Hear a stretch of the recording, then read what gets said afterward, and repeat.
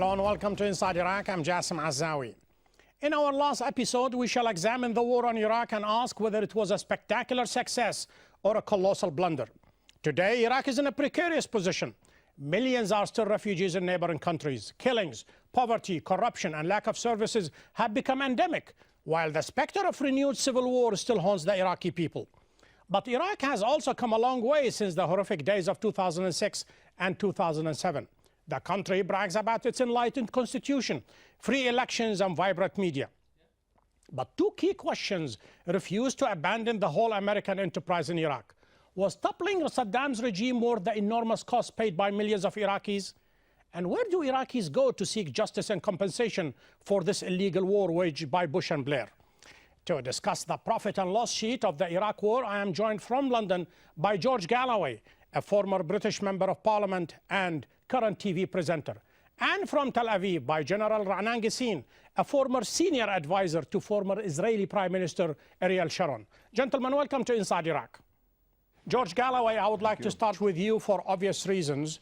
We don't have time to catalog the calamities and the pain and the suffering of what Iraq went through during those 7 years.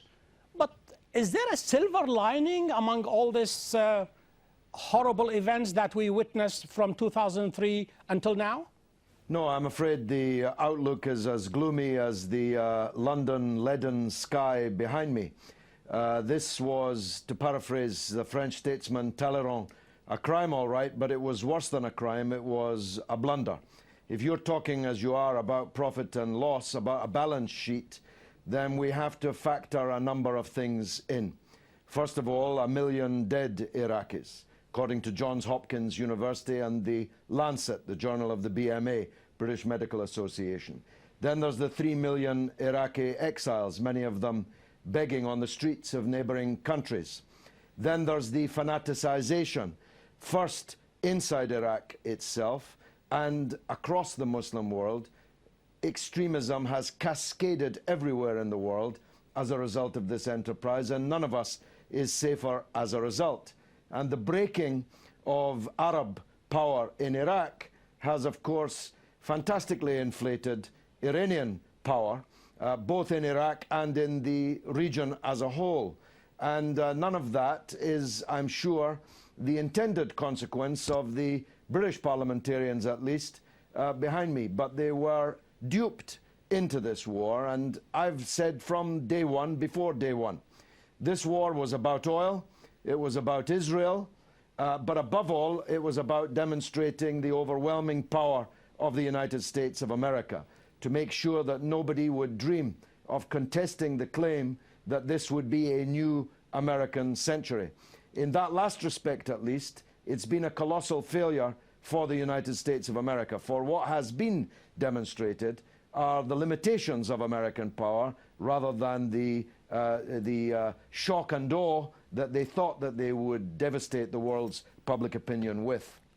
Before we go into that catalogue outlined by George Galloway, Raanan Gissin, I would like to give you an opportunity to have a counter idea. From your perspective, whether it's an Israeli perspective or a Middle East expert, do you see it otherwise? Well, there's no good and beautiful scenario in the Middle East any way you look at it.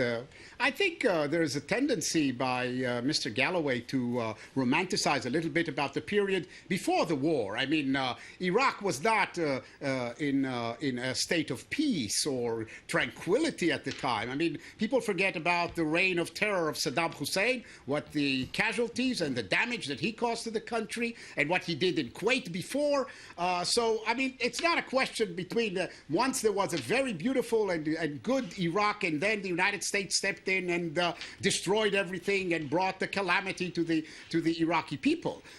Yes, there is great suffering in Iraq, but this suffering is not a result of the American invasion, so to speak, in 2003. Rather, it's the result of the British Empire decision in 1923 to lump three groups together, which were at loggerheads before, and create the modern-day Iraq for the sake of Prince Faisal at the time. So we are going to put things in the proper perspective before we lament about the current condition and try to glorify the previous era that existed in Iraq. Yeah, of course, the consequences were easily foreseen. It's true that the whole of the million dead in Iraq were not killed by the United States, but they were killed as a consequence of the British and American invasion, illegal as you described it, of that country. And of course, we can't go around the world unpicking all the colonial settlements, otherwise the whole world will look like what Iraq looks like today.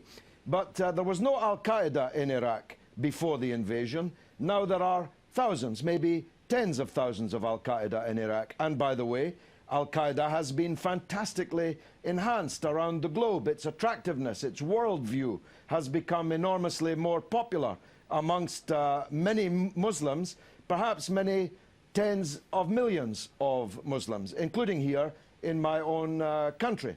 Iran was not powerful in Iraq before the invasion, but it's certainly very powerful now.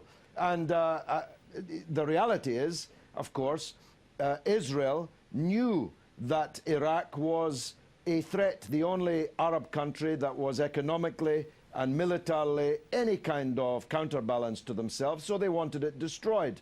And now they want us to destroy Iran.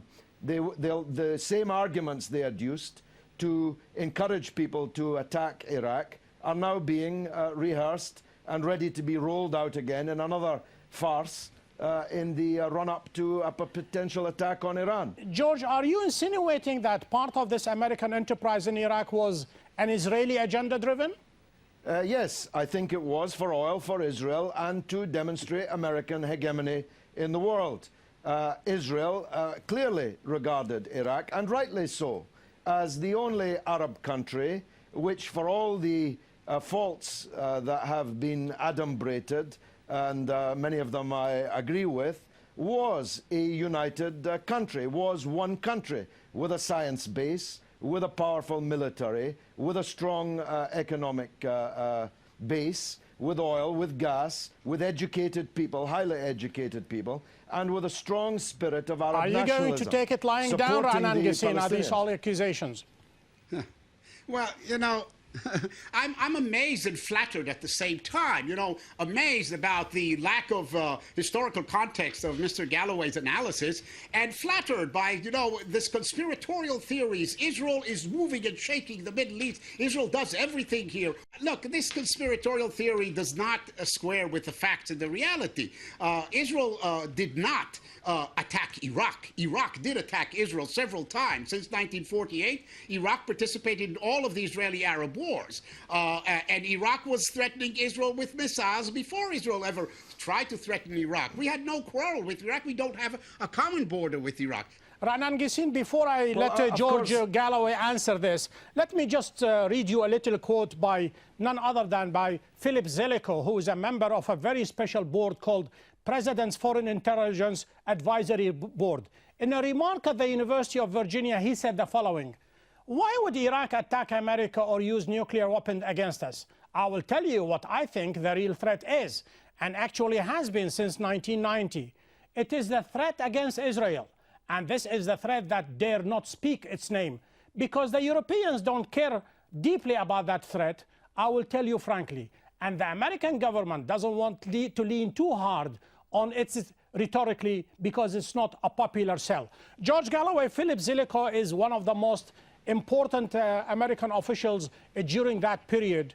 And he has a security clearance much higher than top security, it's called WARD. He's a member of a very select group headed by Brent Scowcroft. At the time, they were submitting their reports directly to the president, and they were privy to access all kind of intelligence, including raw intelligence. So when he says this was at least partly for the sake of Israel, does he talk from knowledge, or is he basically just say something that Raanan Gissin disagrees with? Well, of course, Israel did attack Iraq. Some people appear to have forgotten that Israel flew all the way to Iraq to destroy Iraq's nuclear energy facilities at Iraq, long before Iraq had ever fired a single missile at Israel. So that's just factually wrong. And of course, it's not that Israel shapes the Middle East It's that Israel shapes the United States of America. And anyone who followed the run-up to the war on Iraq, right from the drawing up of the project for the new American century, could see that Israel's strongest supporters in America were the strongest supporters of an attack and the destruction of Arab power in Iraq. Now, I'm not trying to change the hearts of any former advisor to General Sharon, assuming that such a thing exists. But what I want to say to your audience is that Iraq was an Arab nationalist secular power, where Islamist fundamentalism was in fact brutally repressed. Now Iraq is an Islamist fundamentalist country. In fact, 12 different countries with militias running around armed to the teeth, murdering each other, yes, today, but who knows tomorrow. The Islamic Republic of Iran has become fantastically more powerful as a result of the destruction of Iraq. And lastly, the worldview of the obscurantist fanatics, bin Laden and the rest, is now fantastically more popular in the Muslim world. And when you tally all that up, throw in the 1 million dead Iraqis, throw in the 3 million exiles, throw in the people suffering, lack of electricity, poor nutrition standards for their children, lack of security in Iraq. People can't send their daughters to school or university for fear. And look at the streets of Iraq, patrolled by Islamist gunmen of one variety, one stripe or another. You have to say that if you're drawing up a balance sheet, then the red ink, the debit, is hugely greater than any good which could have come out of such a thing. If that is the case, let's see if Raanan Gissin can bring something positive to this bleak picture. How about a new constitution? How about some vibrant media? How about several elections? Do these countervail, do these counterbalance what George Galloway just outlined? Are the Iraqis better off in the long run with the toppling of Saddam regime, Raanan Gissin? Look, Iraq is not the only bleeding country in the Middle East. Most of the countries have internal disputes, are fighting each other. These are all a result of the primordial sin of the creation of the British Empire around between 1923 and 1925. You seem to forget, Raanan Gissin, the British Empire also created Israel. This is the very cause celeb of the entire problem in the Middle East. Well, they promised, they reneged on the promise later on, and then we had to do the rest of the job ourselves. But let's leave that. That's a different issue. We tend to forget what was the situation. It wasn't the result of the attack on the nuclear reactor in Osirak in 1981. Or Iraq was not secular. Iraq was predominantly controlled by Sunnis. Now there is this clash between Shiites and Sunnis. Now, but still, there is an opportunity today out of the bleeding Iraq to come up with a new constitution with democracy, which is trying to make its way in Iraq. So something good will come out of it, but it's going to take a long time. And Iraq, unfortunately, will continue to bleed like other countries in the Middle East. They're trying to pave their way into the future rather than go back to the glorious past that Galloway so romanticizes about. Well, bleeding is the operative word here, isn't it? And it's very clear that Israel, especially the Sharonites, like the one you have on the television show today, that they want the Arabs to be bleeding, and preferably bleeding at each other's hands. They want the Muslims to be bleeding, preferably at each other's hands. They want to divide the Sunnis and the Shiites as much as they can. They want the Arabs to be fighting each other as much as they can, so that their little settler state, as they call it, which was invented in the building behind me, where the British Empire, on behalf of one people, promised a second people the land which belonged to a third people, and then went about creating it as facts on the ground.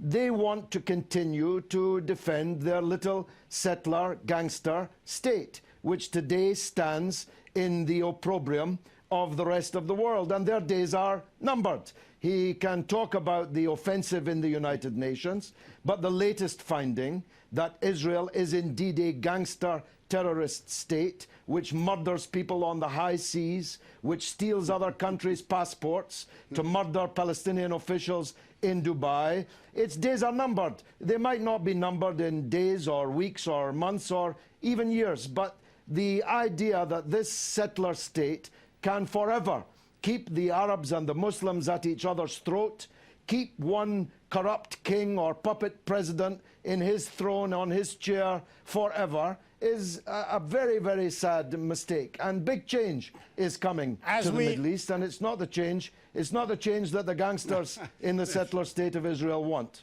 As we are coming too close to the end of this show, Raanan Gissin, in a world that is replete with dictators and tyrants all over the place, what makes Iraq so special? You know very well that this was an illegal war. This was deemed illegal by none other than Kofi Annan. So with all that you have outlined, there was no reason whatsoever for millions of Iraqis to be refugees and more than 1 million Iraqi to be dead.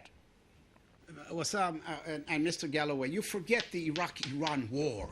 Well, who instigated the Iraq war? It was Saddam Hussein. America. This is a megalomaniac who decided it. he wants to control the Middle East. Not America. Come on. You know, the worst thing, I say the primordial sin belongs to the British Empire, Saddam but the crimes that Mr. Galloway is committing by supporting terrorist organizations, that is the worst thing for the Middle East. The cause for bleeding, the Middle East is bleeding because people like Mr. Galloway in the West are supporting Hezbollah, are supporting Hamas, are supporting terrorist organizations, which are the cause for the bleeding of the Middle East. Israel did not create the Sunni Shiite rift. Israel is the only country that has historical rights of being where it was, because it was here long before any of the Arab countries were there.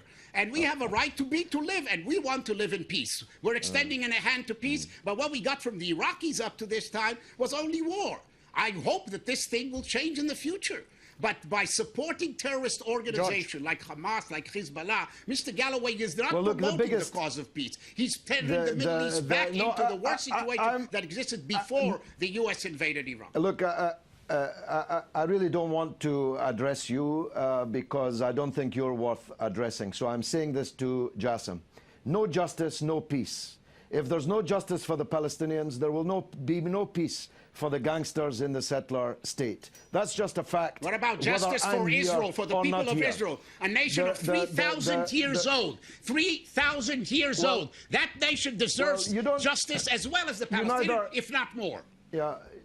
You neither look nor sound nor are named like someone who was there 3,000 years ago to me. But that's irrespective of anything. I know my family roots 3,000 years back. Maybe you don't know your family roots, but I do. I very much doubt that. I very much doubt that that's true. This is the myth of the Jewish people, which Israeli academics are now uncovering. You see, despite people like you, we are still existing and we're growing strong. Credit. Why is it? It's not because of our military might. It's because of our conviction. Actually, I can make you happy, because the best solution is for one country, a democratic country between the river and the sea, where all the Jews, all the Muslims, and all the Christians can live as equal citizens under the law. One man, one woman, one government. That's what's going to happen. It might not be in your lifetime or mine, but that's what's going to happen, because this little settler state cannot stand Before we solve the Arab-Israeli struggle, George Galloway, I would like to ask you the following. Where do Iraqis go for justice and to get what is due to them? You are sitting behind Westminster. You were a member of the British Parliament. At the time, Tony Blair, the Prime Minister, was hand in hand with the President of the United States, George Bush, when they launched this illegal war. When will we see justice? When we will see Tony Blair and George Bush brought to account? Well, we're chasing him, and he can run, and he is running, but he can't hide. He can cancel his book launches, he can cancel his book parties, but one day our legal approach to bringing these people to book will succeed, and one day he and Bush will face justice. If it's not in this life, it will be on the day of judgment, like all of us will have to answer for our sins. The Iraqis, meanwhile, are going to have to find a national unity. This jigsaw puzzle, this blood-soaked jigsaw puzzle of sectarian divide, which has been so carefully fostered by the occupation authorities, partly to please Israel, will have to be put back together again. There were many, many things wrong with Saddam Hussein's Iraq, but at least there was an Iraq. There was a country called Iraq. And for a time, it was a successful country that built something, built a science base, sent its students around the world to become PhDs in the greatest number of any Arab country. Iraq was something. It was really something in the Arab world and in Islamic history and Islamic affairs. If it is ever to be other than a balkanized site or crucible for gangsterism, then it's going to have to be put back together again. So I say the Iraqis have to find some national unity, rise above these sectarian divisions which have been sown amongst them, and try to find Iraqi national unity. Until then, I'm afraid there will be neither justice nor peace. Final question to Raanan Gissin. Was it worth it, Raanan Gissin? Yes, I think it was. If the world is going to act according to George Galloway, the West is going to act according to George Galloway, they'll be paving the way for the new tyrants of the Middle East, not for democracy, not for secular regime. And therefore, you know, one must take cognizance of the fact and not try to deny history or warp history or switch history to its liking. Because if he gives up on the democratic value for which the country, the United States and Great Britain, went to fight in the Middle East, then I think that really the West is doomed. George Galloway, final question to you, and it goes like this. Iraqi politicians, they have been telling us for the past 7 years, Iraq has paid enormous price. It has been very painful. But look into the future. The bright side is coming. You just have to wait. Are they right? Well, you see, I don't think there's anything democratic about a fatwa from the Grand Ayatollah Sistani moving an entire section of people in obedience. There's nothing democratic about that. The idea that sectarianism, and I give him only as one example, that sectarianism can be the basis for democracy, still less for unity, and without unity there can be no peace, is fantastical. Everybody knows that sectarianism has now been institutionalized in Iraq. It may be that the last election result shows that Iraqis, at least in their majority, simple majority, are recognizing that and searching towards some kind of governance that will unite people across the sectarian divide. That's the meaning, I think, of Alawi. Much as I despise him, that's the meaning of his victory in those elections. The people chose his list rather than the other list, which was overtly, systematically sectarian in nature. So I'm not saying that Iraq is doomed forever, but it will never rise above this morass until it can consolidate itself on the basis of Iraqi national unity. I salute all the great people of Iraq, their courage, their strength, and their indefatigability. George Galloway, Raanan Gissin, gentlemen, thank you for being guests on Inside Iraq. Thank you. To watch the show online, please visit our website, aljazeera.net/English. This is our last episode of Inside Iraq. During the last 4 years, we have tried to keep you updated about one of the most important stories of our days. We brought you different views, shed lights on controversial issues, and ask relevant but tough questions. It is my sincerest hope that I was able to convey an accurate and impartial picture of what happened in Iraq in the last 4 wrenching years. And just before I go, I would like to say how much I enjoyed presenting the show. And on behalf of my colleagues here in the studio and the gallery, I would like to thank you for watching, and I look forward to seeing you on another show on this channel. Goodbye.